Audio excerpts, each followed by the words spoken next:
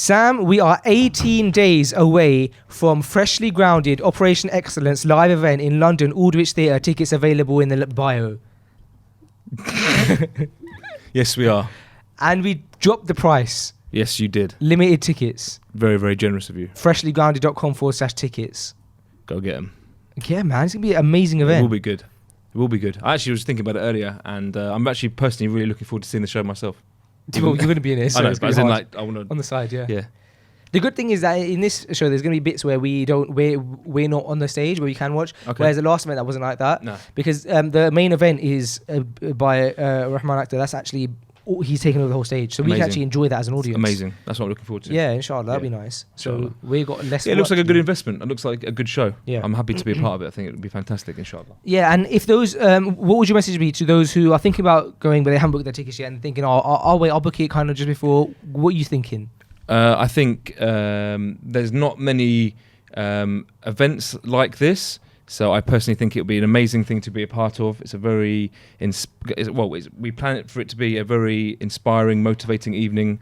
I mean, changing an industry here, like that's like the goal here. The fact that we got the Aldwych Theatre, which is in London's West End, that's like the craziest thing. Hopefully, it's a revolution. It's a new concept, and it'd be great for you to be a part of it. And I believe that not only will you be supporting Freshly Grounded, which is a great platform to support, but also you'll be investing in yourself. So I think you'll take away a lot from the evening. Yeah. So that's what I would say to those people. Agreed. And the ticket price has just been dropped, so you can't say no. It's very good value. It's cheaper than you'd get going to see another motivational speech or whatever it is. So yeah, it's a good investment. I recommend it. I remember last time when we did the event, when tickets got sold out a couple of weeks before the event, and we had loads of messages from people saying, I was gonna buy a ticket, I was just waiting.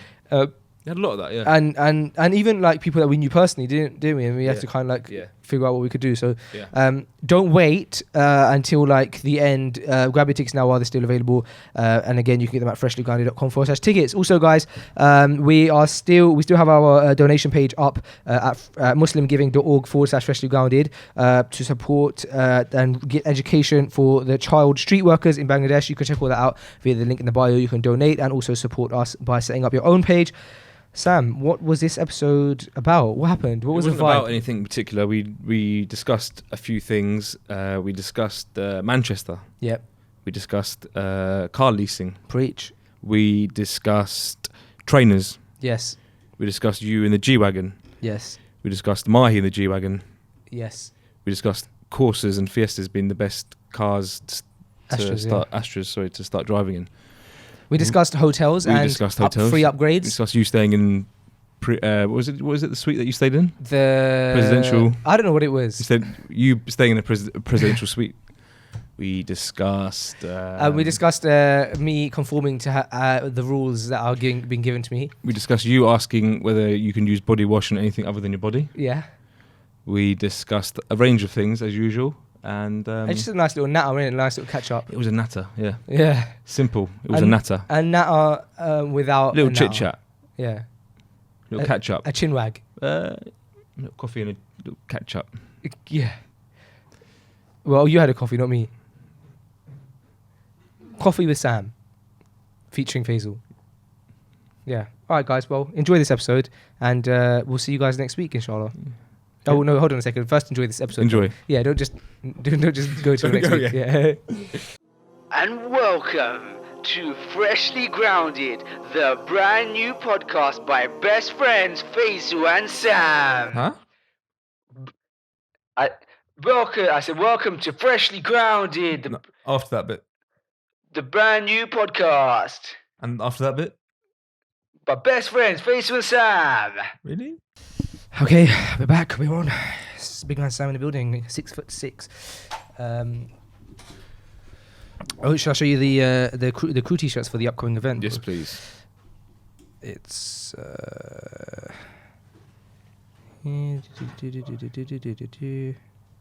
what email address am I on? Here we go. How's things anyway? Things are good, thank you. How about yourself? Yeah. Keeping well? I'm always keeping well, alhamdulillah. Okay, so if you notice this, we got the FG Tribe logo on there. Okay. That's gonna be the first time the FG Tribe logo goes on anything. Wow. Yeah, and we got FG. Yeah, I love it. We got FG Tribe mugs coming tomorrow. Front completely plain, back completely stacked. Yeah. Like it. But if you notice FG Tribe logo, you can't see it there, but it says next to the mic, it says SFS FFE. You see that? But obviously, because you're zooming, it's not a good quality picture. That way. Yeah. You know what that means, right? Yeah. Yeah. I might have up my height by an inch. So, bro, how's things? You've been in King's Cross a lot recently, man. I have been in King's Cross a bit, yeah. How's the setup for the store going? It's going good, man. Beginning stages, been obviously planning away with loads of recruitment, etc. And everything has been confirmed with regards to the building now. Building work has started. So yeah, it's just that time now just getting things in, getting chairs in, getting all the materials, X, Y, and Z. So yeah, it's good. It's good. Exciting times. You know what would be amazing would be is if you filmed the process. Yeah. You better get onto that fast because in the process. I know. No, you'll see it. You'll see it. Yeah, I'm excited. I'm excited to see that. Inshallah, that's the plan. Yeah. So what's been going on in the last couple of weeks? So we have. It's funny because when we do an episode of Freshly Grounded, we most of the time we only see each other on Freshly Grounded episodes ourselves, which is nice, which is why we're able to catch up and stuff. So in that we haven't done one together in like only like 2 episodes. Two. But we haven't seen each other ourselves. Yeah. So it's nice to kind of catch up and stuff. Yeah. But then sometimes it's like overwhelming because there's so much. I remember you messaging me like 2 weeks ago saying, I have so much to tell you. That was like perfect stories for and I bet by now so much else has happened that's like out the window. You've forgotten about it, right? Definitely forgotten about it. Yeah, definitely. That often happens to me. There's all things happen. I think that'll be a great thing to mention or talk about, but goes out the window. But yeah, I mean, how's your 2 weeks been since I've seen you? I saw that you were in St Albans for a haircut at the beginning of the week. Then I saw you travelling to Manchester. Yeah, so I went to Manchester because I had, as you know, had some meetings for Freshly Grounded and stuff like that. And what happened is, I went on. So I went to book my hotel right on booking.com, and the hotel was coming as like. The price was fine, right? So I was going to book it. I literally was about to press pay, and then on the information just before you press pay, it has like small print, and like I was in slow motion. You can see my thumb going towards the pay button, and my eyes going, huh? And it was like because it said £15. You have to pay £15 for Wi-Fi, and £20 for parking, and £16 for breakfast. But I wasn't gonna get the breakfast, to be honest, because I was gonna order Uber Eats something because I imagine there's not much I could have for breakfast anyway. Do you know what I mean? And then I often get a bit of like worry with regards to like how much of even the veggie breakfast has been like whether the eggs have been scrambled in the same pan as the bacon's been fried in and stuff. So I tend not to go for it anyway. However, what happened? So altogether, if I had the breakfast, parking and Wi-Fi, it would have cost me like an extra £50, right? But anyway, the thing that threw me off is the £15 for the Wi-Fi. I was happy to pay for the parking because where can you go where you can't where you get free parking? But bro, I was like, this is weird, man. So I rang the hotel directly rather than booking on booking.com, and I said to him, look, I was just about to book with you guys, but I've noticed that it's charging £15 for Wi-Fi for a whole day. And that makes no sense to me. How can you charge £15 for Wi-Fi, especially in this day and age where everyone can basically get Wi-Fi for free? Yeah. And she's like, yeah. Oh, let me just check your booking terms. Oh, yeah, it's £15 for Wi-Fi for the day. And I said, well, is there nothing you can do because I'm coming for work, so I definitely need like high-speed Wi-Fi all day, but I'm not gonna pay an extra £15 for Wi-Fi. That's like 1 month's worth of Wi-Fi bill at your house, bro. So. So I said, look, there's another hotel which is like probably their direct competitor, and I wasn't joking when I said that. I said I'm just going to book with them because they're offering free Wi-Fi. The only reason I would book with them would be just because of the Wi-Fi. So is there nothing you can do in aid of saving a customer? Do you know what I mean? For the sake of Wi-Fi. And so she said, let me see what I can do. And bruv, she ended up giving me an upgraded room. So I was just going for a regular room, yeah? She gave me an upgraded room with a massive bed, bro. I was sleeping in the middle of the bed. It was insane how big it was. A desk, like a presidential suite, like a meeting area in the room. Everything, bruv. Like the most upgraded room, top floor. She gave me that, free Wi-Fi, free parking, and free breakfast. Alhamdulillah. And it was cheaper. Decent. Based on you saying, look, you're going to lose a customer, what can you do? Yeah, but obviously, I think the other thing is that when you book directly with them, they don't have to pay fees to someone like Booking.com. So because they're getting more money, they can probably add more. And at the end of the day, bro, the Wi-Fi, because what happened is I went to the desk when I actually went to get the Wi-Fi, and he just wrote down the password for me. So really, one person could actually, if for example, let's say me and you were going, and we had separate rooms, I could just pay £15 for Wi-Fi, and I could just give you the password. In that case, you could, yeah. Yeah. But not everyone could ever. Unless you went around saying, "Look, I've got the Wi-Fi here. I only charge £10 a day." Or you bring someone with you to every meeting that you have, just so they can have a hotel room. Yeah. Just to save yourself 15 quid. But what about the cost of the room? Yeah, you spend about £100 for the room. Make you feel better. Yeah, That's good then. That is good, isn't it, bro? Good. Yeah. Do you know what? It goes to show that you don't ask, you don't get. It's true. That is very true. And I think also, I'm the type of person, and I think general society, there's two types of people in society. I think me and you are the opposites in that. In that I kind of conform to what I'm told. Just because I'm like, oh, that's the rules, I'll do it. Yeah, right, and I think you would disrupt, wouldn't you? You'd be like, hold on a second. Maybe so, yeah. You are like that. Yeah. I've experienced it. Right. In Dubai. No, but but it's good to be like that, bro. Because if you don't push buttons, you don't get anything. And for me to I've got all of that, and I'm really grateful I got the breakfast, because I went downstairs and they had a really, really nice breakfast. I had hash browns, scrambled eggs, pastries, muffins. I had 3 mugs of coffee. Yeah. It's good, man. Amazing. Yeah. You don't ask, you don't get. Yeah. I found from my experience that when you do stay in hotels, you've got a little bit of leverage there as a guest to play around with suggestions like upgrades and stuff. Never feel afraid to ask for an upgrade, or even say let's, for example, you've booked to go away for the weekend. You go somewhere and you show up the hotel, and let's just say it doesn't impress you as much as maybe the pictures did. Don't be afraid to call that reception button and say, look, I'm actually a bit disappointed by the room. I expected something, You never know what you'll get. An upgrade is, You never know. Yeah, if you don't get it, you don't get it. No, I know. But at least what have you got to lose? It's true. Yeah. Very true. But in defense of people like myself, conformists, you just feel like not bothering people, and which is really a Weasley way out, isn't it? But it's just easy, though. It's easy. It's easy. like, oh, don't worry, I can deal with it. That's what you think. That's what goes into my head. But I genuinely was like, I'm not paying 50. That was absurd. Come on. That's ridiculous, though. That is ridiculous. That is ridiculous. And but you're right, though. Like, why a hotel where you're paying to stay at, they should be accommodating you and making you as comfortable as possible. But to be able to charge the Wi-Fi when you can go to a cafe next door and get it for free, it's a joke. It doesn't make any logical sense, does it? Because, like I said, I was willing to pay for the parking because I just knew that I'd have to. What hotel was it? It was called the Renaissance. Yeah. Yeah. But it was a very nice hotel, and. Do you know what was really nice? That's a nice hotel. Do you know what was really nice? Was that Who paid for the hotel? Freshly Grounded Bank. Blimey. Stay where? I got 60 quid off.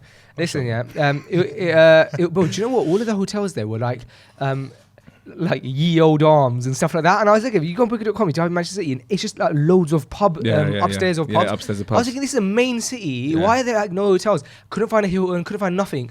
Or even just like a... What, in Manchester City Centre? Yeah, so the only one I stayed in Hilton in Manchester City Centre once. And I didn't see it on booking.com because I know there is one now, because when I ordered Uber Eats, the guy goes to me, he talks to me about a delivery he did in Hilton. So I was like, oh, there is one, but I couldn't find one. So the only ones I could find were 2 or 3. There were a few big names around Old Trafford, like the stadium, and I thought, I don't want to be there in case. I mean, I could have just checked if there's a match. But in case there's footy kicked off, you don't really caught up in it. Yeah. I get really passionate with my football. What did you go on Monday? You went on a Monday. Yeah, I don't know. Do they play footy on the Monday? I don't know. It's a weekend sport, isn't it? And the other option was Holiday Inn, right? Okay. And so that was what I initially went to book for. But the thing that threw me off Holiday Inn was that it said pets are allowed. Pets are allowed. Yeah, and I stayed in a hotel once. No, but listen to this. I stayed in a hotel once where that pets were allowed.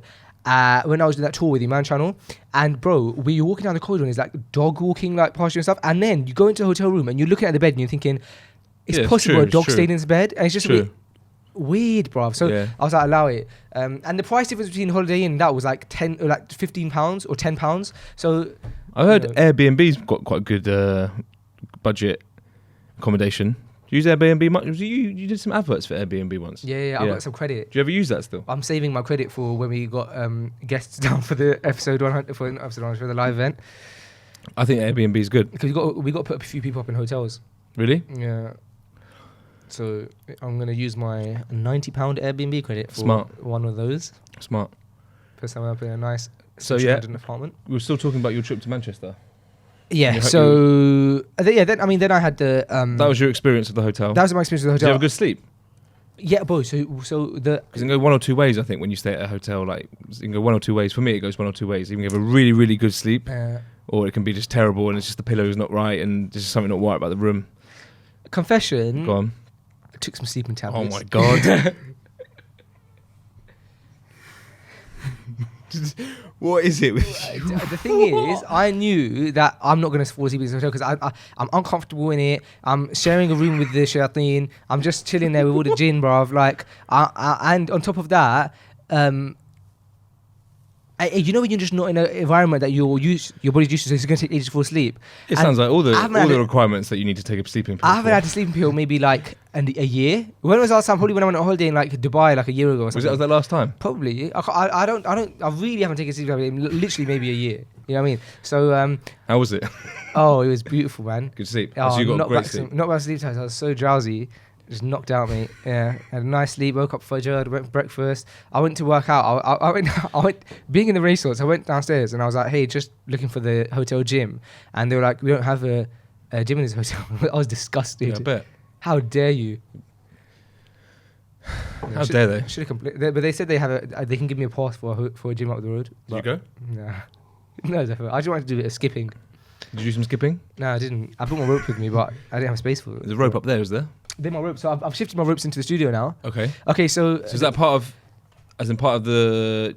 Can you see that? You can't. No, you can't see that. No, but I'm gonna do my skipping here now. I've got my mat here because the ceiling's really high and it's started to rain a lot. Where would you do it? Like just around there? Where Nate is. Yeah. Because it started to rain so much outside now, so it's not really happening outside mine. Yeah. That's so good. yeah, I mean the rest of Manchester was just meetings and stuff. Nothing crazy. So you're driving around a nice car. G-Wagon, 19-plate G-Wagon. I see nice. That. Yeah. Was that around the factory, was it? Yeah. All around everywhere? No, everywhere. Oh, nice. Everywhere, yeah. It was really nice. It's nice, like, in terms of it's a nice car, but I don't know too much about cars. So it's just nice to be in a car like that. And that's the end of it. Pick out of, I know you love a Range Rover. What would you pick out of that in a Range Rover? I would pick a G-Wagon. Yeah. It's just not a practical car though, bro. Yeah, that's what I'm asking. You have it. I'm talking about you have to pick one that you have to have as your main car. A G-Wagon. You would, yeah? Yeah. It's not practical. Yeah. None of them are practical cars. G-Wagon, Range Rover, none of them. Rangers are. But my Astra is a practical car. Alhamdulillah, I've got a decent boot size, can fit 5 people in there. Khalas, bro, what more do you need? It's not that expensive in petrol. I think a good first-time car is a Fiesta. Oh, no. Yeah, 5 people can't fit in the boot. 5 people can fit in the car. Fiesta. A good first-time car, I think, is a Fiesta. It's smooth, it's cheap to run. Yeah, I know someone who got a Fiesta recently. 400 quid. No way. Yeah. That's amazing. Yeah. You can even get one on finance for like 100 quid. 100 He bought the whole car for £400. That's amazing. Was it in really bad shape though? No, not really. You know Callum who at the shop? He drives around in a... He got yeah, I know he said. But his dad's friend was selling it. Older guy or something. But what a great deal that is. Amazing deal. Yeah. I know a guy who fixes cars. He bought a van for 50 quid once and he did it up and he has a perfectly working van. Does he use it himself? Yeah, he uses it as his van. How amazing is that? Like someone obviously just wanted to get rid of it. Oh, just take it off my hands. That happens quite often. Yeah, it does. We gave a car away as a family once. How much did you get it for? Free? So we gave it away.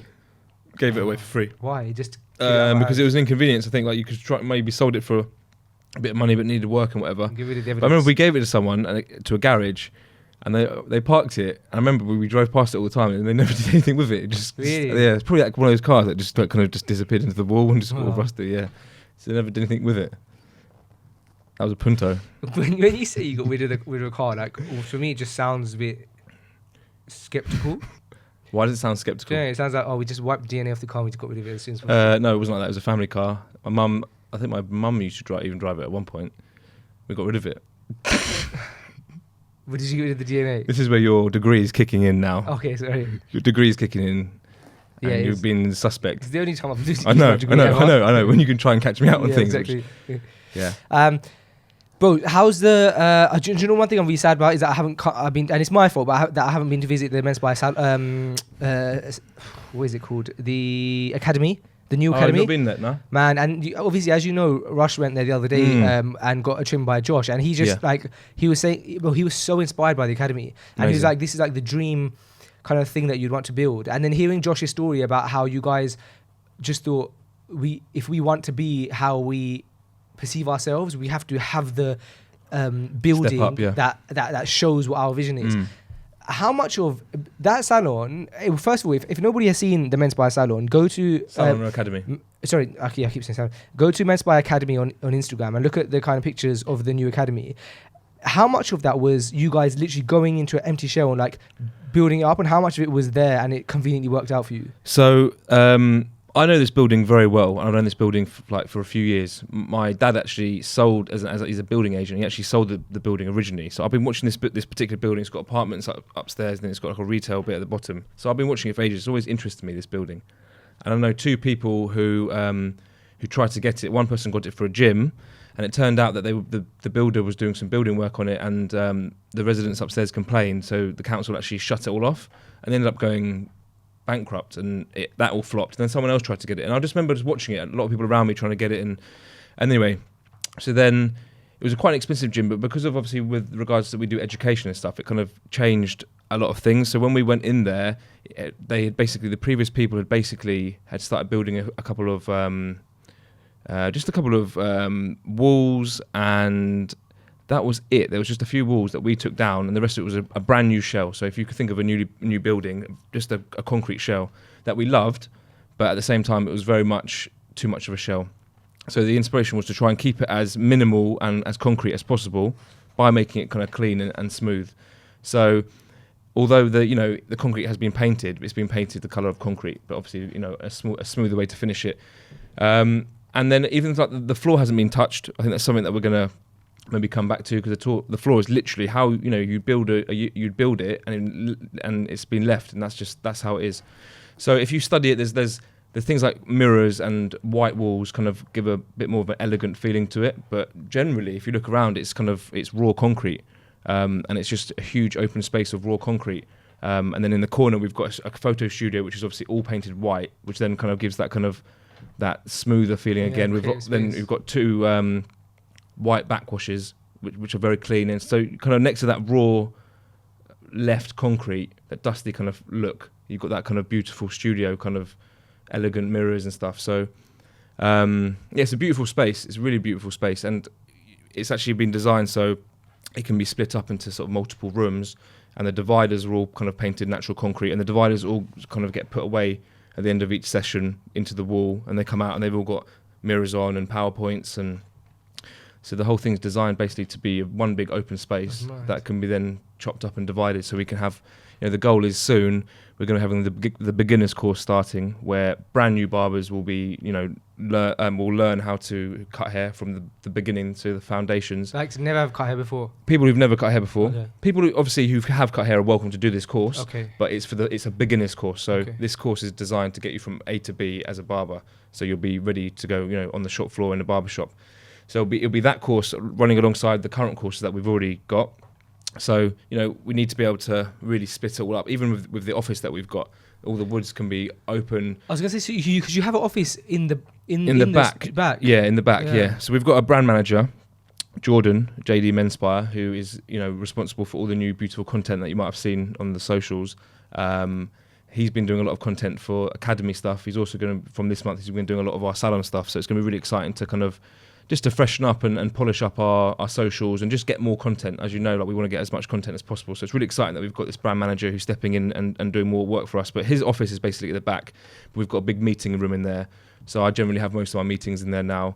It's just nice. It's good. But you can obviously, if I have a meeting, you can almost close the wood off, but then it can be opened again. And just little things like that. Sounds like what we need, yeah. It's almost like this kind of feeling, but you'd have you can obviously open and close it, and it makes it feel private, and then it completely opens it again. And it's just based on being open, and it really works. But without experiencing it, coming down and kind of getting a feeling for it, it's a very when I say creative space, even like this, I feel like it's quite a creative space because it's so big and there's so much going on. I think it's very beneficial, even with high ceilings and stuff.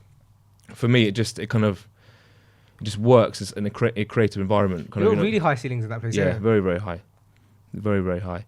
And the ceiling, first originally we said, look, we want to leave the ceiling, and then the builders started painting it black. So we had a ordeal of having to trying to wash all this black off, and they had to repaint it and stuff. Really? So yeah, the black really closed everything in. It's such a big open space because we loved it how it came, but it was too dusty and too raw.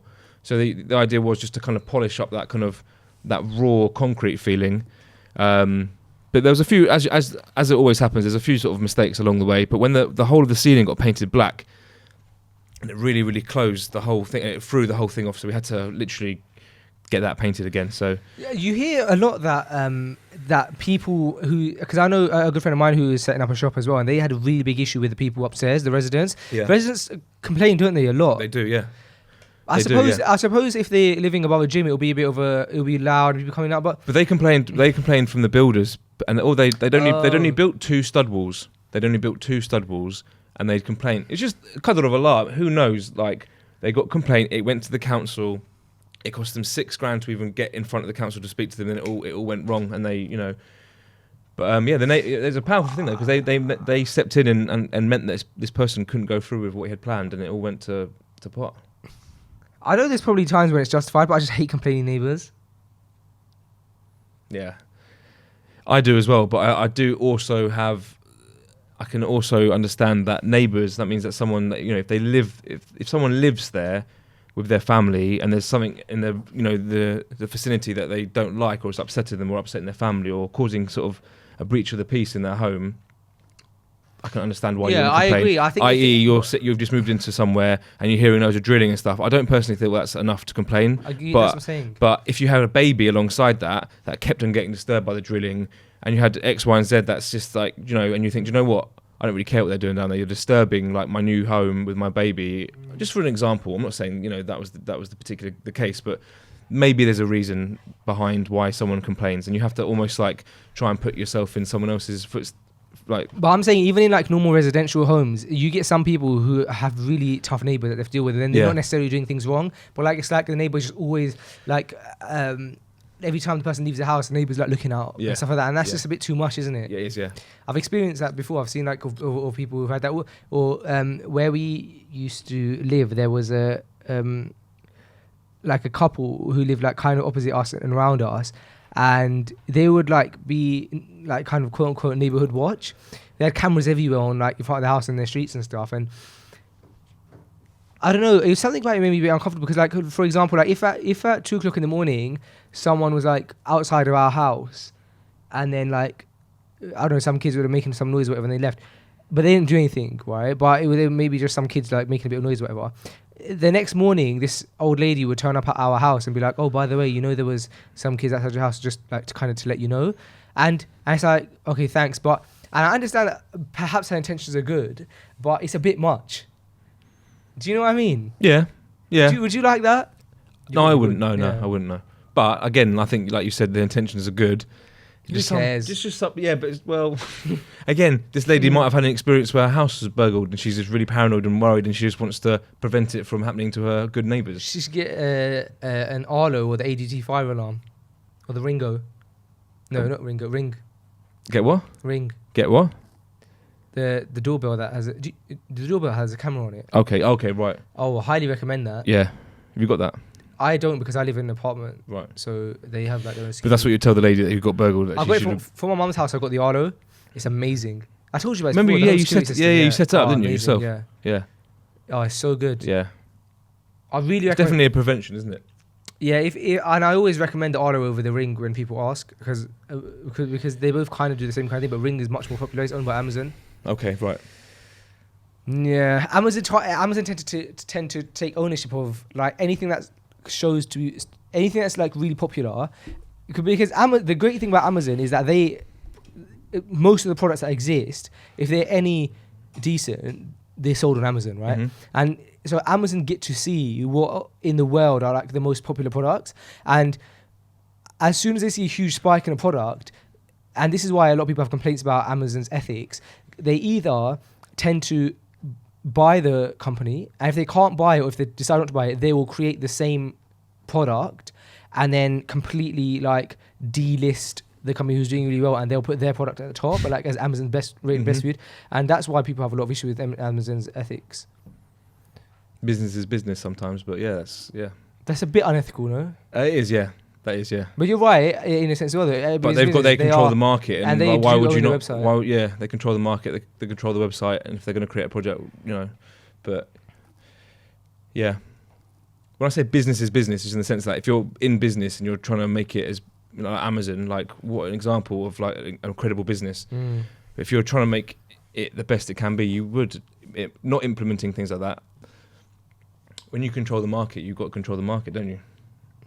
Yeah, you can understand it from business perspective. You can also understand the businesses like who feel cheated. Absolutely, we're getting ripped off ultimately. Yeah, by a giant that you can't really do anything about.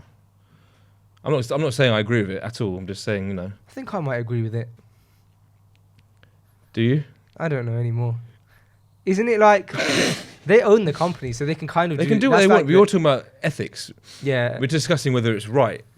But I'm saying, well, yeah. I mean, business is business. You do anything you can. You don't do anything you can. You do as much as you can to make that business, as powerful and as strong. And if you do control things, why wouldn't you do things like that? You kind of look at it. You sit in the meeting and be like, oh, this is what we could do. If we're not doing it, well, I tell you what I find peculiar is it's just similar to that is I think I can't remember what country this is in. I think it's in America.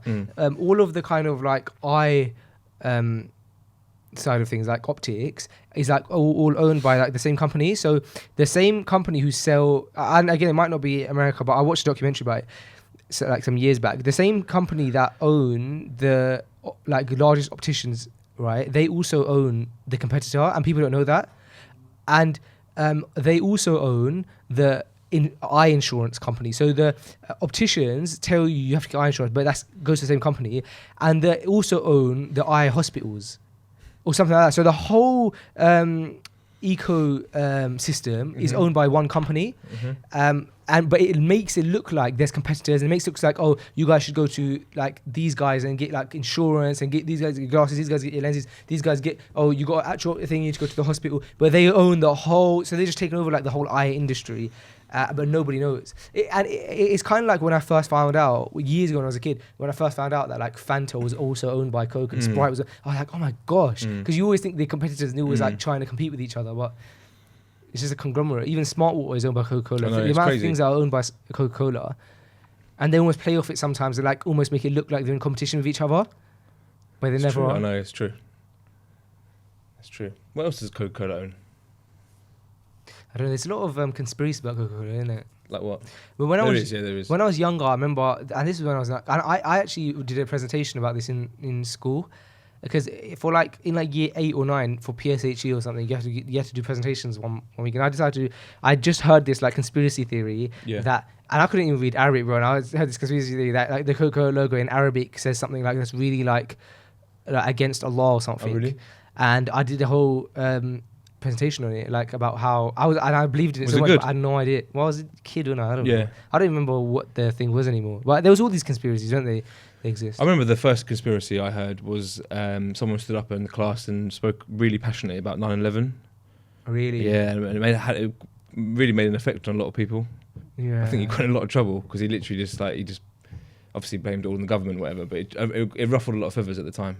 It's weird because there are a lot of conspiracies that make sense, or conspiracies that you just won't ever know if it's true or not. Like an example is the Coca-Cola one, in the sense that they are probably the largest company in the world, bro. Like if you say largest company in the world, you think Google, Apple, etc. But really and truly, bro, have you ever been to a country where you don't see the Coca-Cola logo? It's true. Nowhere, bro. So they're such a large company, and their branding is so on point. Like that, if they have that much power, money, there must be some parts of their ethics that must be a bit like sketchy, innit? Like, it just makes sense that surely. Yeah, that level. Or is that cynical? Is that just a cynical way of thinking? I'm sure at that level. I'm sure at that level, of course. There's things in it. But it's the same as McDonald's, Nike. All yeah, these things, that's true. That's true. There's a lot about Nike and having others' name on the bottom. A lot of it. Yeah, I remember that actually. And there's that big. Even recently. Yeah, I remember that there was like a sandal or something. Even recently on the 270, they say that the symbol is Allah's name. Oh really? What's the 270? It's a Nike trainer. Oh, okay. Nike 270. Yeah. Do you have that? I do have it, yeah, but definitely not with the intention of that. I've had it. And is it the colourful one? The one that I wear it quite often. Nate sometimes wears it as well. He's wearing them today. Is he? Yeah. Let me see your trainers, Nate. It's gone out. There's black ones. He's wearing the Nike ones. Like everyone wears them. Like 270s, the black ones. Do I wear them? No, don't. Oh. I have some Nike trainers. Yeah, you've got Vapor Max, haven't you? What's that again? The ones with the bubbles at the bottom. Yeah. and You have- Roches. Sorry. Roches, is that how you pronounce them? No, these are NMDs. Oh yeah, you do. Yeah. They And might you got be- Air Max 95s. I've got some free ones that That's the first time we went shopping. You got those 95s. Do you remember? Oh, I don't have The them 90s. anymore. Oh, you got rid of them. The black ones. Yeah, I got the blue and red ones. Oh yeah. And you wore them for the Event. I just got them for the event. Yeah. Have you worn them since the event? Yeah, I wear them regularly. With the blue shades. But I've also Are you gonna get new ones for this new event, more recent event? Maybe. I've also got these. These are free runs, yeah. Look Yeah. how bad nick they're in. Like they got paint on They're them. your skipping shoes. But yeah. Yeah. But bro, I've never experienced better running shoes in Really? my life. I've had these for about 6 years. You can tell. Or maybe even longer. I've had them for lots of, they probably stink and everything. Yeah, I've had them for so long, but I haven't experienced any better running shoes. Because these are actually, Nike, and Adidas and everyone, they make a lot of shoes that are designed to look like running shoes, but they're not. Like the NMDs I'm wearing right now, they're really bad for running. Yeah, of course. But they look like a running trainer, don't they? Because that's the fashion. But these are actual running trainers. Yeah, you that can they're tell. built to run. Yeah. And, amazing, man. Yeah. Ones. I don't even think they make I don't think so. Yeah, how bad shape are they? It's great that Paint on you them, still everything. value them that much though after 6 years. Yeah, we do value them. Incredible. I've never been a trainer guy. I know I just started listing all the trainers. I've never been a trainer guy. The things that I've understood people having like, I don't want to say obsessions 'cause that sounds a bit too far, but like things that I've understood people valuing a lot are like trainers, watches, and cars, and I understand all of them, and I don't belittle any of those hobbies, but I never have been into all three of them: trainers, watches, and cars. But as I've gotten older, I've understood the different use of trainers. Like NMDs are great, comfortable trainers you can just wear every day that look good and they're comfortable. Whereas like Vape Maxes are probably good for like different times. Would but you go to the gym with they're them, not mate? comfortable. Nah, you I don't comfortable? find them comfortable at all. And in You sometimes lose your balance on them if you go too fast. Yeah. Yeah. Strange, that, isn't it? Yeah. You shouldn't have that on a pair of night trainers. I've actually rolled my ankle on these before. Have you? I thought they were the best trainers since sliced bread. But I was skipping in uni once.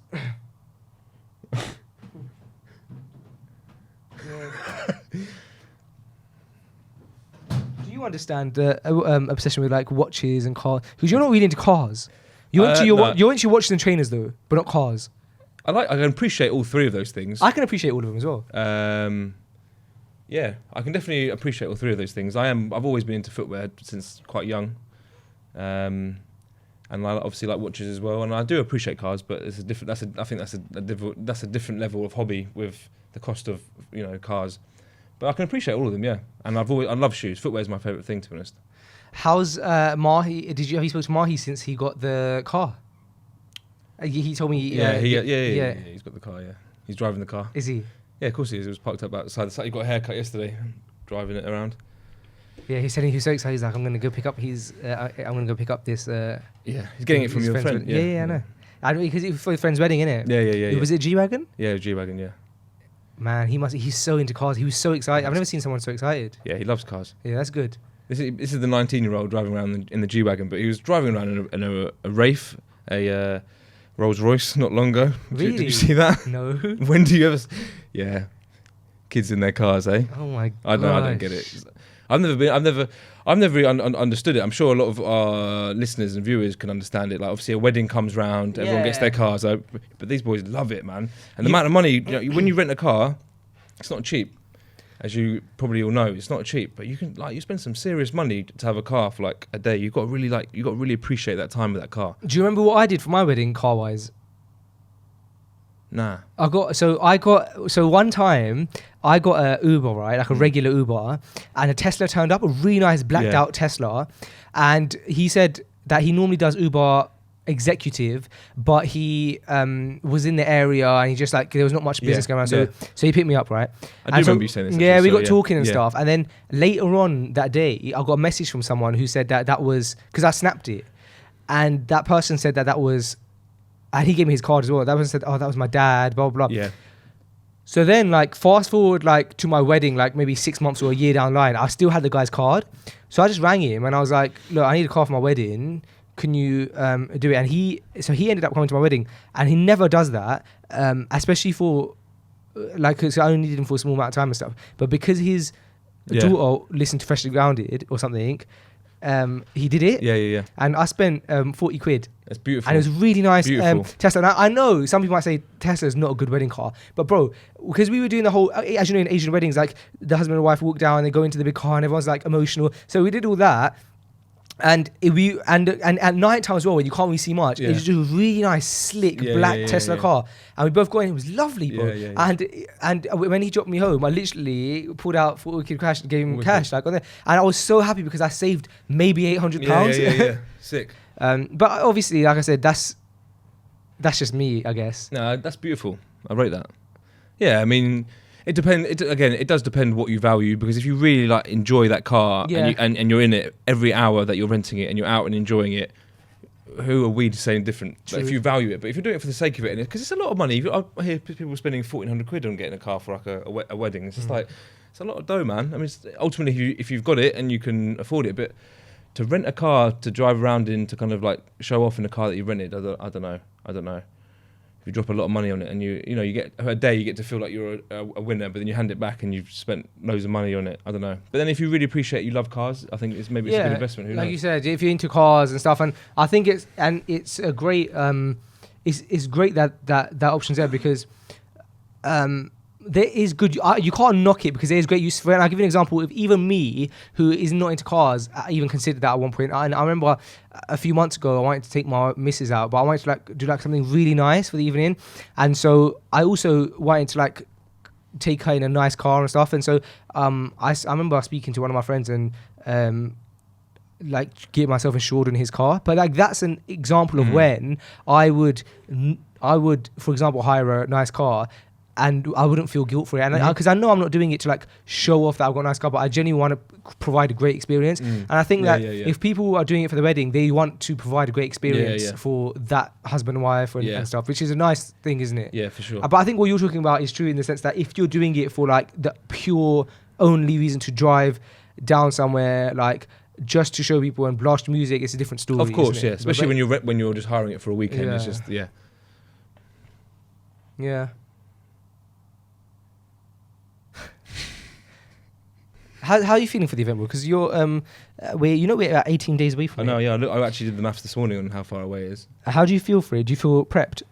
I know that if I text you or called you and said, bro, how do you feel I should prep for it? You'd probably say, bro, just you do you and da, da, da. Yeah. So I haven't prepped for it. There's no prep needed.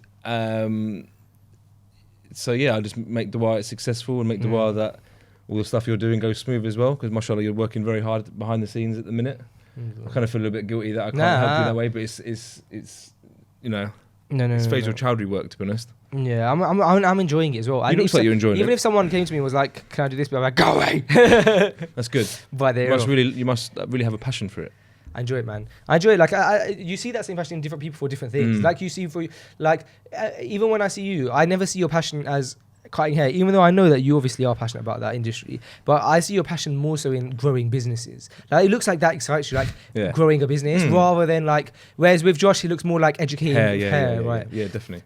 Even though both you guys' core comes back to that, I'm sure you do have a love for that industry. Of course. But you can see how passionate you are about growing a new space and getting into new business. Yes. It's interesting because, like I said, I met that guy over the weekend who he runs a very, very successful website, and it's specified to a very certain industry, but his love has nothing to do with his industry. His love is growing e-commerce websites. That's his love. And it's weird, that you can do something, but what you're doing, it's not the outcome of it that you enjoy. It's the process or something behind the scenes that you really enjoy about it. Yeah. But people always just see the outcome. People might come to you and say, "Oh, Sam, you just love growing Menspire," and it's true, you do. But what you love about it is the idea that you're growing a business, you're becoming international, and you're getting what you are passionate about out there. Yeah. I rate that a lot. I mean, I love the expression about loving the process and trusting the process, but actually just really enjoying the process, because it's not always about the outcome. The actual process itself is the fun part, and just falling in love with even the tedious stuff, all the bits and pieces. Yeah, I love it. I do love it, and I think it's just important to reflect on your own strengths and what you're good at. And I know it's something that you and I have spoken about quite a lot. About you take a step back and what am I good at? What's my real purpose? And sometimes you've got to dig deep and you've got to kind of explore different avenues to kind of figure it out. But when you kind of find the thing that drives you, like you got to just put everything behind it, and you do have to put that passion before profit at first. So sometimes that thing that drives you that you love, it might not seem like it's going to necessarily bring you financial income straight away, but if you get behind it and push it, you push that passion, the profit does come. But how do people find that thing that they like are good at? Because I know you said try. Yeah. So it could take some time, can't it? Certainly, but then this is it. It's all part of the process, finding yourself and finding what that thing is anyway. It's not like overnight you can discover what your maybe your beck and call is and you're going to get into it. It's your life, and it's all part of the journey. But if you're not actively trying to develop yourself and figure out what it is that you want to do and what you're good at, if you're not actively trying to do that, it's going to take you a very long time. But if you're active and think, I need to just figure this stuff out, it will become very clear to you. But then comes the question is, when does a person know that, okay, this thing is not for me, and I'm not enjoying it, or it is for me, but it's just I'm going through a tough part of it? It's a very good question. You know what I mean? I think we have to always look at the bigger picture.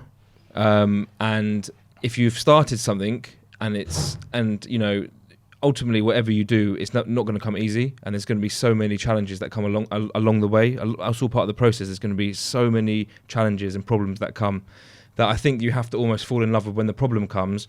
You have to understand, like, when you overcome these problems, it does make you like better and stronger and whatever else.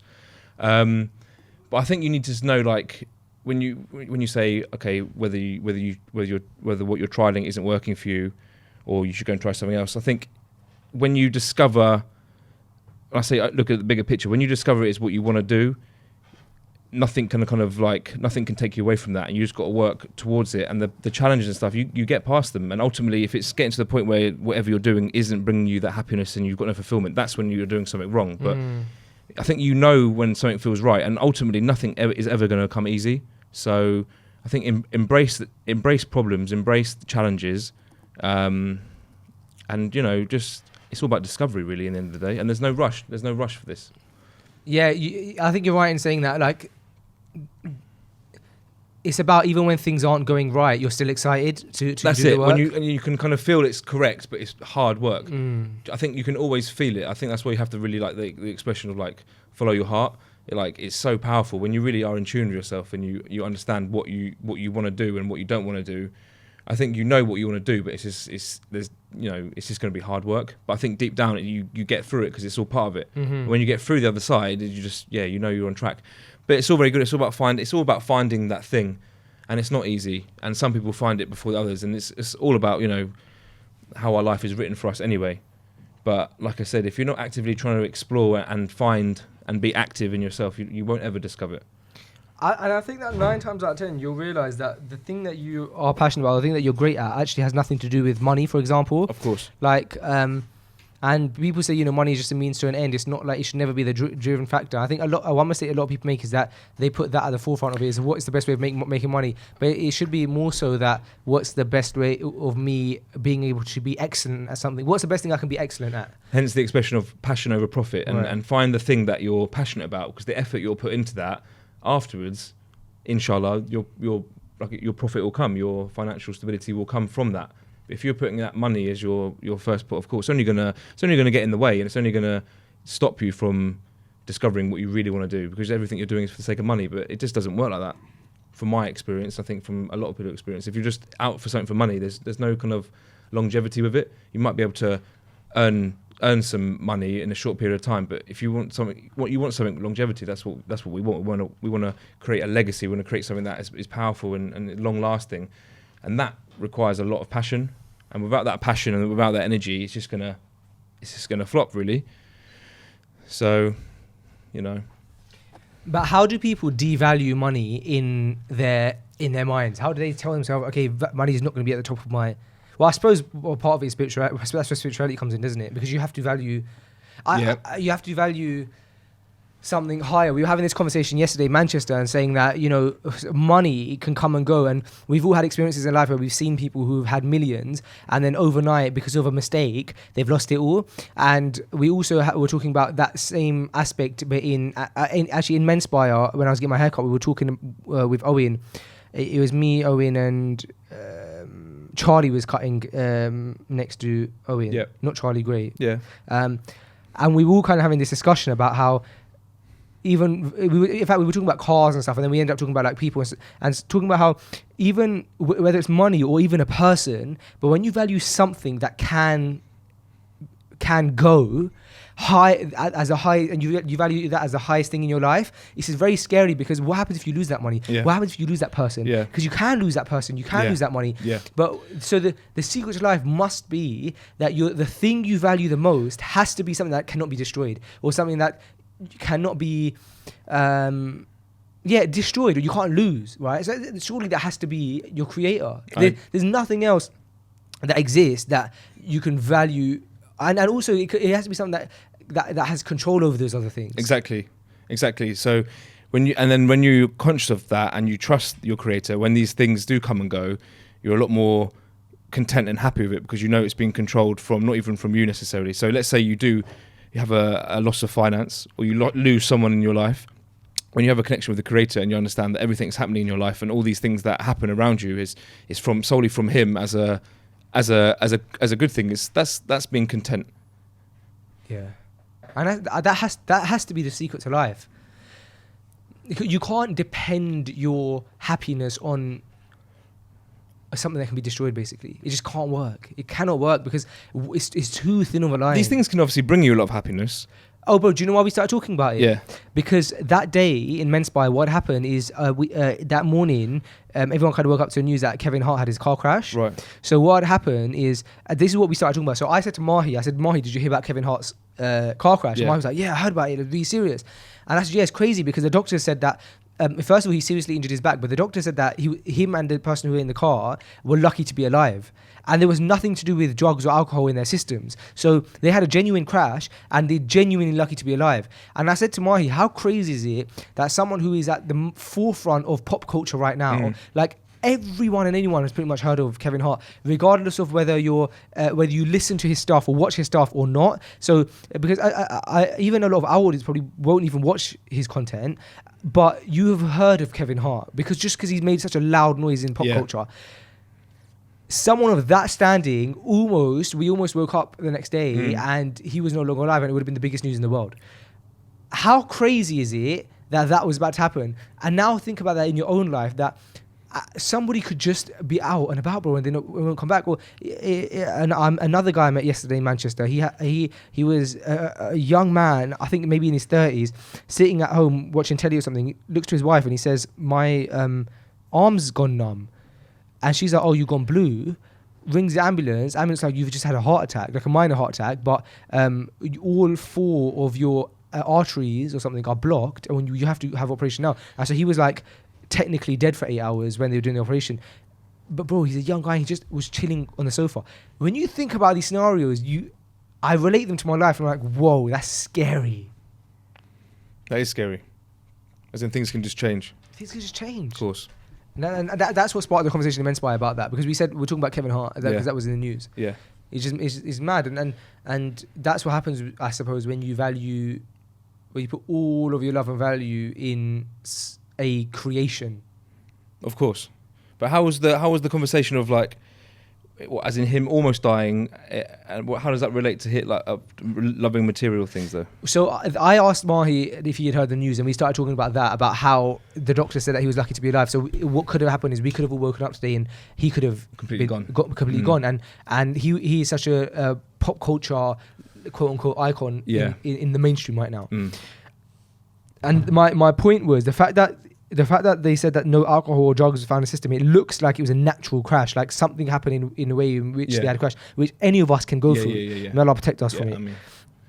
So I'm saying that point is that, like, imagine now that happens to someone around you and you value that person higher than you were to, how it would break you. Now, naturally, of course, it would break any of us, even if we don't value them as high as we value the creator. But imagine the levels to what it can break you, where there's no turning back if you don't value something higher than the creation. Certainly. And it's interesting if you ever have conversations with people who have lost loved ones and what their particular status is with what religion they're on and whether, how close they are to Allah, etc. But I remember I had a conversation with someone who lost a baby, and he was a very practicing brother, and he was very sad but very happy, in the sense that obviously there's a hadith about the child not going into paradise without him, etc. And it was just incredible hearing someone who just lost a child speak like this way. And then I actually bumped into someone recently who lost someone, and it was lost their son. And every time I see this person, they're distraught. Whether I remind them of the son or whatever, but there's always tears and stuff. And it's just like, you just see different extremes of people who've got like maybe a connection with something higher, or just whether it's just plain dunya, and the people you lose here and that's it sort of thing. It's interesting. May Allah protect us, man. I remember it's never going to be easy. Of course, never man. going to be easy. I'm Right. not saying that. Never going to be easy to lose a loved one, and it's not that. But when there's more, I think there's more ease comes there. Well, I remember someone saying, like maybe like a student knowledge or sheikh or something once saying like as long as Allah's not testing me with my iman and my family and my health, I think he said those three things. He said then, like almost like I'm grateful in the sense that, because I think we were having a discussion about money, and like and everyone goes through financial tests, right? But it's like considering, look, the fact that my test is financial right now and it's not my health, my family or my iman, I should actually be very grateful, because you hear what Allah values through the Quran and through ahadith and stuff. So like one of the things, so like iman is valued very highly, like a person's iman, a person's health, because health is talked about a lot, and like looking after your own body, looking after your own health, and your family. There's so much about companionship and family. Yeah. So those things are so valued in our religion, and generally things that we value as people in life, that if you had sometimes when we're going for a test, we are really upset that we're going through it. But if you sit back and you think, hold on a second, my test, I'm actually so grateful that my test is this and not something else, family, health, or absolutely, or iman. Absolutely. And iman being the highest, like absolutely. Once you lost that, bro, like the Sahaba used to be worried when they weren't being tested. I'm sure. I think it's quite a scary thought. Like if you're not going through some sort of trial and tribulation, you should be worried. Like, why am I not being tested? That's the fear of the people of the past. So we should embrace these tests that we go through, which is tough at the time of going through it. It's almost impossible at the time, but it's almost when you just coming to the end of it and you look back on it and reflect, and you get an opportunity to kind of reflect on it. Sometimes these really tough tests are the most beautiful things that like change us and make us better people, and make our lives better. Do you know what I mean? It's true, and you always do look back and you say, "Oh, I'm grateful for that thing to have happened." Once you're out of it, at the time it's impossible. Yeah, you're confused. Subhanallah. It's amazing that how everybody, there's 7 billion people on the earth, and there's like this like known, well, it's the fitra, isn't it? It's like this known kind of thing of it will always be better. Like you look back on it and you'll kind of realize that it was meant to be like that and stuff like that. But it's like a connection that you just like unanimously understand. I don't know if what I'm saying makes any sense, because the 7 billion thing didn't make a difference. But my point is that me and you are completely two separate people, but we agree on that. Do you know what I mean? Yeah. The other thing I think I mentioned on Fresh Ghana before that I always am baffled by is that there's 7 billion people in the world. Yeah. There's been billions more before us, and maybe billions after us. And most people, for the most part, have 2 eyes, a nose, a mouth, 2 ears, a head, shoulders, nose, but no 2 people look identical. Or have the same fingerprints. Yeah. Amazing. No, but the identical thing, it baffles me even more, because if I said to you, bro, you have to all these different people and then no one looks exactly the same. No, if I said to you, bro, you have to draw a being, forget about the body, just say the face. You have to draw a face, where it has 2 eyes, a nose, a mouth, and 2 ears. Yeah. How many variations could you come up with? Not billions, surely. That's amazing that Allah has created different. Absolutely. I'm not even identical twins. Like look at Ilyas and Jibril. Like they still don't look identical. Yeah, no, it's true. I definitely don't want to argue with you, but I do often. You do go to places and you see people who look like identical to people you know. I'm sure if you went around the world rounding up all these people who look alike, you'd get like loads of different groups of people who look similar, and you'd be like, "Rah, they look very, very similar." Yeah, and it's almost, and you see that. Do you know what? Even like some people's like postures and how like some people's certain attributes, you see it, and you're like, "Rah, I know someone who's got exactly the same." Yeah, you remind me of that. Yeah, and it often makes me think like, "Rah, how does like Allah decide how people look and like their bodies are and their bone structure and like their all this stuff?" And you do go to places and you see someone like, "Rah, that looks exactly like." So I'm saying that obviously there is differences with everyone, but I reckon if you took time and gathered loads of people who look together, which is an impossible task, you'd find there'd be more like very similar looking people than you think. But then even then, obviously, and even if you're digging up all the people of the past, I'm sure you could Yeah. find a load of people who looked. No, it's very true. But there's a difference between people looking similar and like Being you having exactly the different. same. Yeah, like you have like a mark on your face that's natural and stuff like that. Johnny How just is it doesn't. decided? How is it? I don't know. It's amazing though. It's- But you do sometimes see that you think, oh, that person looks exactly like that. Yeah. I remember when we first saw a picture of my dad's dad, right? Because we Yeah. never met him because I think he passed away when my dad was like 16 in a motorbike accident, I believe. And when we saw a picture of him, my dad's dad looks exactly like Omar. Really? Yeah. Yeah, like almost like an Interesting. exact copy. Yeah. Do you remember? Have you seen that picture, Omar? Do you remember? He's You got don't? headphones in. Do you remember what dad's dad looked like? Yeah. He looks exactly like you, innit? I can't remember the exact photo, but I don't the one with the razor on the hat. Yeah, I vaguely remember it as well. I can't remember exactly how it looks like, but I know Dad, Mum was saying it. Yeah, sounds cheap. Weird, isn't it? He's weird. Sometimes you see people and then you see some families have really distinct features. Yeah, I know, yeah. And so you see I love that. someone and like you see their like dad or mum finally, you're like, oh, that's literally where you got those features from. I love that. I love seeing families out and you can just clock them how similar they all look. Yeah. Like there's a certain structure, like some people have like a certain bone structure that's what or I'm like saying. face That's structure. what I'm saying.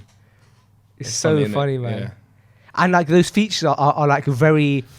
I was thinking this yesterday when I was strong, watching so natural. Omar talk on his snap. Though I was thinking, right, that's so much like Faisal, just like the things that. Oh, really? Yeah. Just saying, obviously, because you're brothers, isn't it? I know someone who has this really strong like gene in their family, and it's like their face structure. Like no matter what, their face structure just looks like all of the men in their family have that exact face structure. And then he had a child, and the minute the baby was born, you can tell Really? that baby looks like Really, exactly yeah. has the same structure as Wow. dad. Subhanallah. It's just like the way like the mouth is shaped and all that kind of stuff. You can tell. Amazing, isn't it? It is amazing. You know what? Even what we're doing right now, just pondering on the creation, is something that's actually like you're meant to do. It's something, isn't it? Yeah. Just pondering because do you know what it does? It builds your love for the creator and also like it also builds your strength in the belief in him because you think, wow, no, like that can't be a coincidence. I know, it's mad, isn't it? It's deep. Very It's nice when you deep. try and start thinking about it and you realise your mind is just so limited. The And mind can't fathom it. yeah, I know, exactly. You try and like almost work it out for a second. You think, nah, it's just all just way too much. My mind is just too small for that. Mad, bro. We're very limited with our minds, man. Yeah, there's so many elements of a person, like you said, fingertips, like your teeth, and Everything. like the way each Toes, tooth is. Yeah. facial hair, how their facial hair grows, eyebrows, everything. Yeah, like why you don't have a thumb on your toes, innit? Sorry? Huh? What did you say? What? You all right? You okay? Why haven't you got a thumb on your toes, did you say? What did you say? That's what you said.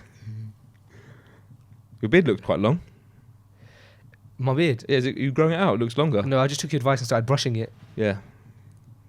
Well, to be honest, the whole episode I've seen you put your hand through it and Yeah, I know, I've ruined it now probably. you have ruined it. Yeah, but I had. Looks, I big, did looks brush it bigger though. beforehand. Looks bigger though. Thanks. Hair grows, doesn't it? It does grow. Yeah. Yeah. I got my. I'll tell you something about hair that you probably didn't know about me. Okay. About me my connection with hair. As you know, probably most Asians get a monobrow because we're quite hairy. White people don't really get that, do they? Some do. Do you? Yeah. Oh, you do. Okay, so basically, when I started, I used to remove the monobrow. Yeah. Right, and that's what I always done. I always used to remove the monobrow, and then I started practicing. Right, and this is when I started practicing when I was like 20 years old. Right, and I heard about the seriousness of the one who plucks their eyebrows. So I stopped like removing the monobrow. Have I ever told you a story? Nah. So I stopped removing the monobrow, and it just got bushier and bushier and bushier, and it was so embarrassing. And I hated it, but I did it for Allah. You know what I mean? And I know, and it reminded me of like the ayah where it says sometimes you might hate something, but it's better for you, and sometimes you might love something, but it's not good for you, and Allah knows and you do not know. Something like that. The ayah, something like that. And so I just took that on board and I just powered through. And then I was looking to get married, and I started having meetings with my now wife.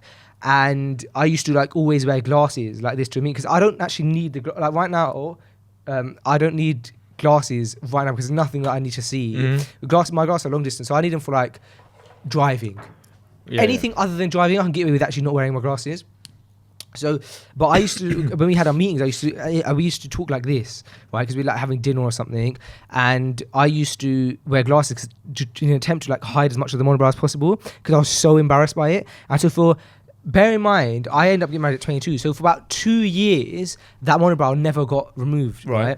And then I remember one time just saying, even though I've read that hadith, I've never even like just looked into the fact that like about this like situation. And then when I looked into it, and I found out that the monobrow is not the eyebrow. There's 2 eyebrows, and the middle bit, that's not an eyebrow. Yeah, so it shouldn't be there. Well, you can remove it. Yeah, But obviously, like I say, anyone who's listening, don't like take my fatwa. Obviously, go and like find out from. The reason I smiled is because I smiled exactly the same thing as me. I let mine grow out, and then someone told me that. Yeah. Because mine would get really bad, and exactly the same story. But I didn't do it for 2 years, to be fair, because someone basically said because basically he didn't put it like you got 2 out. He basically said because the hair shouldn't actually be there, you can remove it. Yeah. And I was chuffed. I took happy from him, and alhamdulillah, I cleaned myself up, and man, that was a good day in my life. Yeah. And it was I think it was before I actually got my wedding date. So not only did I get Tesla, bro, I also had... You whipped it off and you had 2 eyebrows rather than 1. 2 eyebrows. Rate that. Jeez. It was very, very bad as well because... Yeah, I can imagine. Actually, for you it'd be really bad as well because you got dark hair. What dark hair? I can imagine it being worse for you. Your hair goes all over your face. Thanks. Like Chewbacca. I didn't say Chewbacca. I think for you it'd be worse because you lighter skin, you dark hair. Yeah, I think we've gone before, then our skin tones aren't... Okay, you're looking quite brown in a minute. You've been in the sun.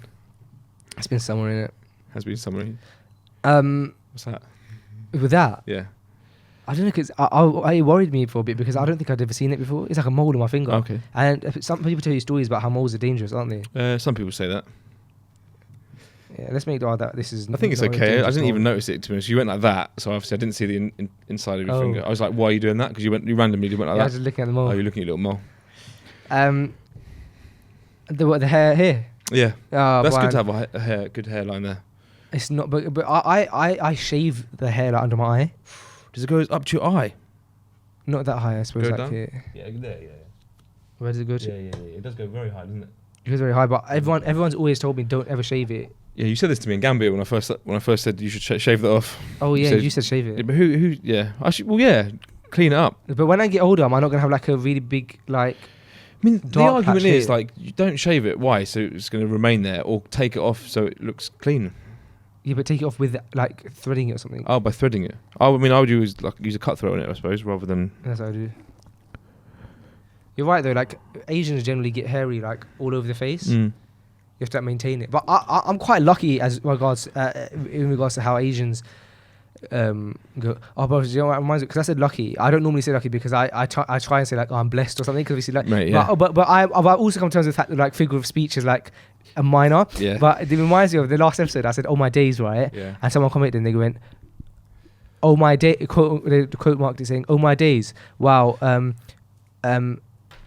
Something like swearing on something other than Allah, astaghfirullah. And I wasn't even swearing. I understand that you can't swear on anything. You can't say I swear on my life. You can't say I swear on this. I swear. Yeah. I know you can't do that. I said, oh my days. And it's like somehow that's been construed. It's like, I was like, oh my gosh. Surely, oh my days is halal. Oh my days.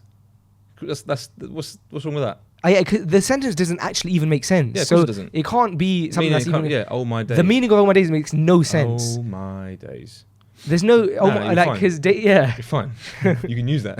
Hopefully. Yeah, you'll be fine. Inshallah. Yeah. Yeah. I haven't been advised on that yet anyway. You can't please it. Well, oh my days. I think I'm going to just use a little bit of the wisdom I've got and say you're fine. Yeah. You run with that. Little bit of wisdom. I'll take that if it's wrong. Oh my days. I'm pretty confident. You're confident on that one, We're yeah? okay with that one. But yeah, we shouldn't use too much slang. No, of course. There is a lot of slang. So maybe someone didn't appreciate there's the bit of the slang. Maybe they're not a regular Freshly Grind listener Maybe because we've done 120 episodes and... No one's really criticised the use of slang or swearing before. And you... Well, we don't swear. We don't never swear. We've never even had to edit a swear word out, have we? We don't even know any swear words. Unless maybe sometimes a guest, maybe. All the times I've recorded, I've never had a swear word in Freshly Grinded. Yeah, we are a non-explicit podcast. I was about to say we try, but we don't naturally. It's just, we're yeah, alhamdulillah, we don't actually swear. Bro, this has had its day now, hasn't it? There's Canvas.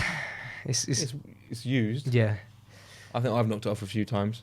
Do you want me to show you what I'm planning for next? Yeah, show me afterwards. Okay. But anyway, this canvas, I think we're going to auction off for charity. Yeah, that's a good idea. For what charity? Well, there's a women's hospital that's being built. But I'll tell you more about it kind of there. But I'm thinking about it's basically to help children be born, like to help women go into labour and stuff like safely and stuff like local, UK or Aleppo. In Aleppo, yeah. Oh, sorry, right. So not local. I was going to say, yeah. Not very local. It'll take a while. Yeah, so maybe auction that off. Okay. How much do you reckon we could give away if we do it for charity? For charity, I don't know. There's probably no limit on it. 300 quid.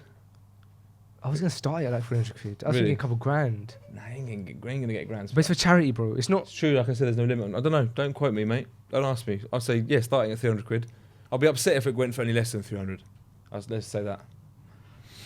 Yeah. Because this has been 100... This has so much history, bro. Cause Are you quite confident it'll be thousands then? Bro, we've had this since like episode 3 and we're on episode 121. I know that. Some things... That's history. Some things increase in value with age. I'm not sure if that has... Bro, I'm not trying to be negative, but I don't know.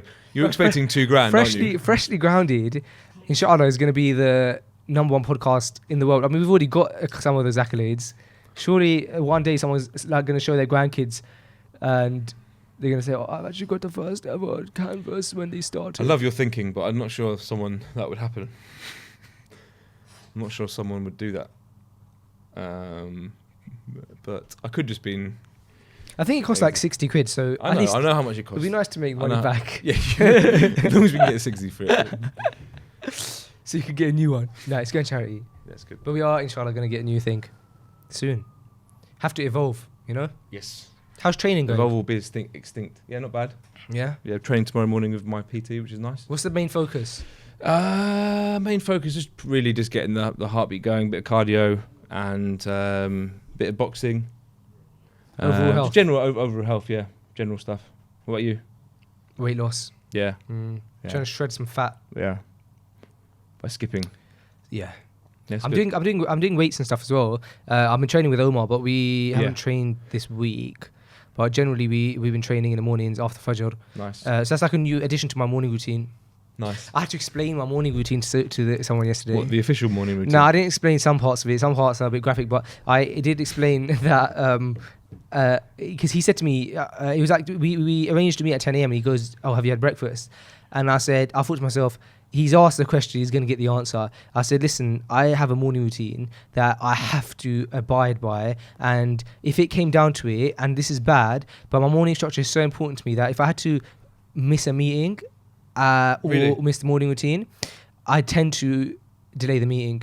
Yeah. You need it that much? I need it, man. You need that routine? Oh, yeah. I'm just Can you not just... personal habit. Really? It ruins the rest of my day. How long is it, the routine? Like, for example, today I was running late, but So it doesn't matter what time you start your day. You could obviously get your alarm. Yeah. No, but there are times when I do not do the routine. But it's just frustrating, you know. You don't feel set up for the day if you don't. Yeah, I hear you. I hear you. How long does the routine take me? Hour? 1 hour? And that's from start to finish. Yeah. That's from when your alarm clock goes. You've woken up. You've done the things you need to do, as in pray your Fajr, etc. It could take longer than an hour. So yeah, the thing is, the coffee first. What I've been doing, coffee is after coffee washes down my food. Of course, yeah. I have to have your food, then you have the coffee, and then you. So look, here's the thing, bro.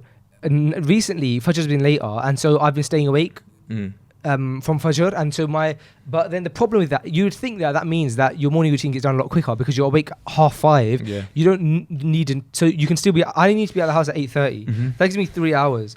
But it's weird because it doesn't speed up my morning routine because I know that I have so much time, so I slow everything down. I'll catch myself watching something for half an hour. You know what I mean? Things like that. Although today I was late because I went to sleep after Fajr. Because I had a 4-hour drive from Manchester yesterday, man. So I went to sleep. I went back to sleep about 5 a.m. I went back to bed. And then I had my alarm for 7:30, but I ended up waking up at 8. Okay. Like 8:10 actually. You got out of bed straight away? I was trying to get like Salmon, you know. 8:30? You get out of bed about 8:30? Yeah, about 8:30. Yeah. Yeah. Then did the old morning routine, really. Cracked on. Yeah, cracked on the day. I actually skipped making myself breakfast now. Got breakfast on Wenzel's. Okay. How was it? Had to pop out, so I thought, let me just go Wenzel's. Yeah. Little tuna bap. Yeah. You had a bap and then you had that chicken straight away. Jamaican veggie patty. As that as well? Yeah, with the bap. Yeah. Have you had your coffee? Had my coffee. Yeah. Yeah. And had a shower. Yeah. Filled up full tank of petrol. Yeah. Came in and then had a chicken pita with you. Nice. Had 3 things to eat already today. 3 things. Bap, patty, It's quite good. chicken. You hungry still? Nah. What about you? You haven't had breakfast today, Nah, did that you? was all I had. Yeah, I heard you There panicking. was nothing in the house. I wasn't I panicking. saw you panic in the text. No, there was no panic. This is Papa the King thing. was hungry. I live near a Tesco, so I could have always gone to Tesco's. When you offered that warm thing, I was like, yeah, that's me. No. But that's all I've had. That's Have all you- I've had today. and that coffee that you had on this episode Yeah. that you haven't finished. You didn't put milk in that in the end. Nah, I didn't. Oh, you just like it black. Had it like that, yeah. And you didn't finish it, by the way. But was that your first coffee? That's my first coffee of the day. How many do you think you're back? Not as many as you think. I had 3 mugs for breakfast yesterday. Really? Because you know what they did? They gave in breakfast. They gave breakfast. Oh, of and they course. gave, You went out. You were out of somewhere to have. Yeah, yeah. yeah, the hotel I thought you breakfast. went at home, like knocking off No, big, no. big bloody mugs of coffee. It was they give you a mug and they give you like a pot of coffee, like they do in like when they give you a teapot. Yeah. And it's only me, one man. So I assumed that this is the socially acceptable amount of coffee one man needs to drink. So I thought, let me You not go. finished it. This is a perfect example of me not breaking the rules and me conforming. It's true. And you I had thought what you were given. I thought I have to drink this much coffee now, Did it even feel though like I too don't much? want. Did it feel like I too don't much? want to. I'm gonna get the shake. It's gonna ruin the rest of my day. But this is I what have they've to given conform. me, Yeah. Bro, that's so See? me, bro. Like, bro, I'll tell you another story in which this happened. One time. There's 2 occasions where I remember this clearly, right? One time I remember I was at my house and Omar had some friends around. We were kids, bro, yeah.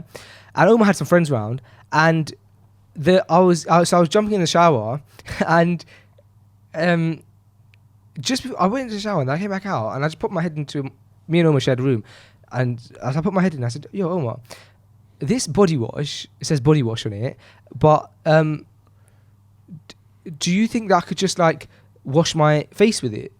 And his friend went, "You wash whatever you want with it." And I went, "Oh yeah." Well, I just conformed to the fact that it says body wash. So I cannot use it on anything other than my body. Right. That's one example. Another, how weird is that, bro? Like how my mind works. Another example is, I remember in uni once, I can't tell this example because it's a bit rude. It's not rude, but it's a bit rude. Okay, I'm going to explain it because I'll try and, everyone's going to know. Yeah, I'm going to avoid the rude bit. Everyone's going to know what I'm saying. No, I can't. It's too gruesome. Is it? It's not rude at all, but it's a bit like TMI. What's it about? It's about the order in which you shave or shower. Okay. Right. Okay. Don't go into that. No, I'm not going to go into it. Don't go into that. We're trying to build followers, not lose them. Ask Only about that one. But my point is that when it's like something like I find it hard not to. It's okay, weird, fine. So bro. is that something you're recently conscious of about? I've always known that I'm like that. Yeah. I find it weird. But do you try and? Well, I suppose like in I went against it that time when I asked for the room without the Wi-Fi with the Wi-Fi. And how did that feel? Felt good. Liberating. Yeah. I don't know why I'm such a conformist. You looking to change that, or is it quite good to be, isn't it? Do you not get walked all over? Yeah, you do, but it's quite safe in society, isn't it? Yeah, I guess. Like my missus is the same, man. It's that, nah, not me. I don't like skipping queues and stuff either. Oh, that's all I'm thinking about is queues. I'll skip a queue. I don't like skipping queues. Yeah. I like to do it in a legit way, but you got to find these little shortcuts in life, man. Otherwise, you do get walked on. I learned it from someone who was an extreme version of it. Just like always took matters into his own hand. And it's good to be like that, though. It is. You're very much more efficient. Getting things done is basically what it comes down to. Almost like that. Almost like efficient like that. Like if something. An example is that if something's like gone like unexpected, like that in a way that wasn't expected, the first thing Omar's reaction is to pick up his phone and ring the person to just get to the root of the problem. Right. That's not my first reaction. I would like to avoid that at all costs. How weird is that? It's just different personalities. It's not really weird at all. What would you like to avoid? Making a phone call? Yeah, like I don't want to bug the person. Maybe weird, isn't it? Again, I think there's a bit of balance there, isn't there? Yeah. Have you ever had braces? No. When I had braces, I would like. I feel like would potentially even peer pressured into that whole procedure. Really. It's all coming out now. Really? I'm grateful that I had braces though. You should have experienced that as a child. It's quite fun. You go through it as. I didn't need it. My brother and sister both did it. I didn't need it. Alhamdulillah. That's good. Yeah. So I'm glad I didn't experience it because I had to go to those horrible meetings and I had to go and get them tightened and loosened and this leave it out, mate. Not for me. And some kids used to get like coloured braces. Do you remember that? I remember it all. I used to hate that. I was really grateful that I didn't need them, to be honest. I just wanted the normal grey braces. I just didn't want braces. Well, I'm grateful I got them because my teeth got straightened. Alhamdulillah. Alhamdulillah. That's good. You're good. You've got nice teeth. Yeah, being conforming is not fun. Loosen up a little bit. I try, but it's difficult. Remember, like, when we were in Dubai, and you made a phone call. What phone call? In the hotel. Who to? You? To downstairs? Yeah. About? Just saying, can we get can I get a better room? We didn't get one, did I? Did I get one? Nah. No, but I was like, oh my gosh, why is he doing that? Really? Yeah. Uncomfortable? Yeah, a bit. Did you? Yeah. But now look at me. I got a whole free upgrade. I'm working. I'm getting better. Yeah, it is uncomfortable, but you got to just do what you got to do sometimes. I didn't get upgrade, did I? Do you think that it helps? Did we get an upgrade? No. Do you think that it helps that you have that you're 6'6" and you have a large frame, and so you can be more intimidating? It's not about that. It's not about being intimidating. A bit. It's not about being intimidating at all. Sometimes you have to be a bit intimidating. On the phone, on making a phone call, how do they know how tall I am? Good point. It's not about being intimidating. That's not the point here. It's about asking and It's just about being assertive, right? Yeah, being a bit cheeky and just understanding you don't ask, you don't get, and that goes for everything. And it might be uncomfortable sometimes, but what's the goal is to achieve and get. Yeah, I sometimes ask a question as if I already expect the answer to be no.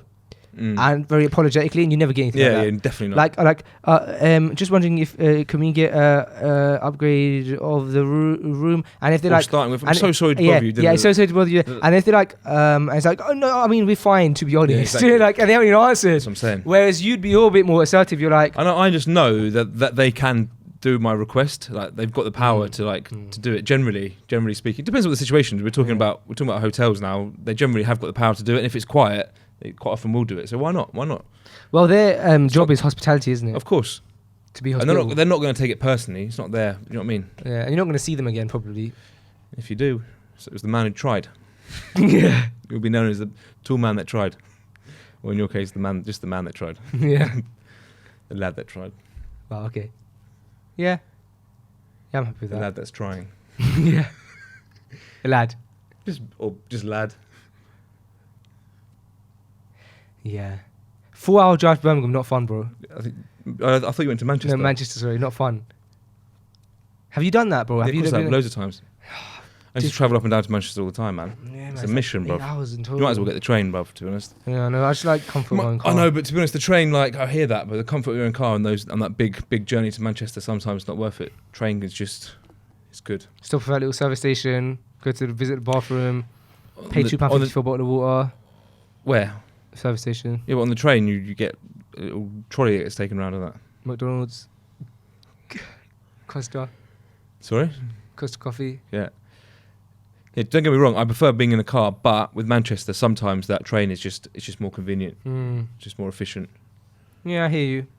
And that's coming from someone who does love to sit in a car and travel in a car. But I think sometimes with that big Manchester journey, the train in the past has proven to be better for me. Would you consider? Do you know? I was going to say, would you consider?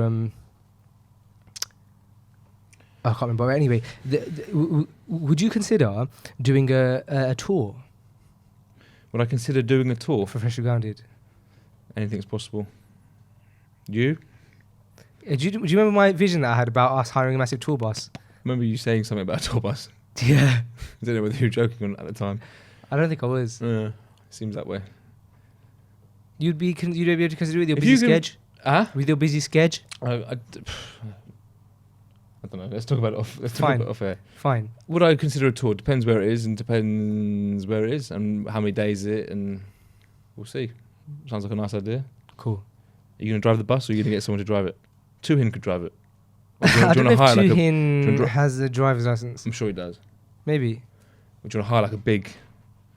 Well, no, I was thinking about this on the drive up. It would be a small mini bus, and we'd Okay. stay in hotels probably, Okay. rather than sleep on a bus with 8 man. Like, and everyone, obviously it'd be bunk beds and stuff, but it'd just be uncomfortable. Like, everyone getting each other's nerves, bruv. I know what you're like. You need your own hotel room. Yeah, I hear that, man. So do you. Nah, I'm alright. I could share with like Premier Omar. suite from what I've Oh, said yeah. earlier. Yeah, upgrade. Bro, freshly grounded, man. Yeah. Yeah. Done. Another episode in the bag. Good. Boom, Well done. skiddity doom. Boom, skiddity doom. Slow that down. Yeah. Boom.